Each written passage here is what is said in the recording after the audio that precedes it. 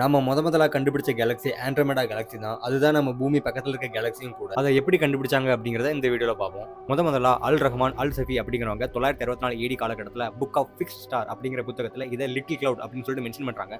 அப்போ இதை யாரும் கேலக்ஸி அப்படின்னு சொல்லி நினைக்கல. 1612 காலகட்டத்தில் முதலா இதை டெலஸ்கோப்ல பார்க்க ஆரம்பிச்சாங்க. இதை நம்ம கேலக்சியில் இருக்கிற ஒரு மேகம் மாதிரியான ஒரு பொருளா தான் பார்த்தாங்க. அதாவது இதை நெபுலாவா தான் பார்த்தாங்க, கேலக்சியா இல்ல. அதுக்கு காரணம் இந்த மில்கி வே கேலக்ஸி தான் மொத்த யூனிவர்ஸ், அதை தாண்டி எதுவுமே இல்லை அப்படின்னு சொல்லி நினைச்சிட்டு இருந்தாங்க. அது நெபுலா இல்லை, நம்ம இருக்கிறது மாதிரி அது ஒரு கேலக்ஸி அப்படிங்கறத 1920 எட்வின் ஹபிள் அப்படிங்கிறவர் தான் முதல்ல கண்டுபிடிச்சாரு.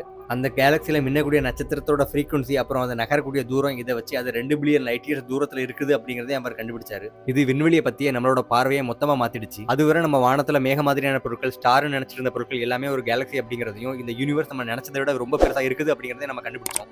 இதற்கு காரணமா இருந்த எட்வின் ஹபிள் அவரை நினைவுபடுத்துறதுக்காண்டி தான் ஹபிள் டெலஸ்கோப்புக்கு அவரோட பேர் கொடுத்துருக்கோம்.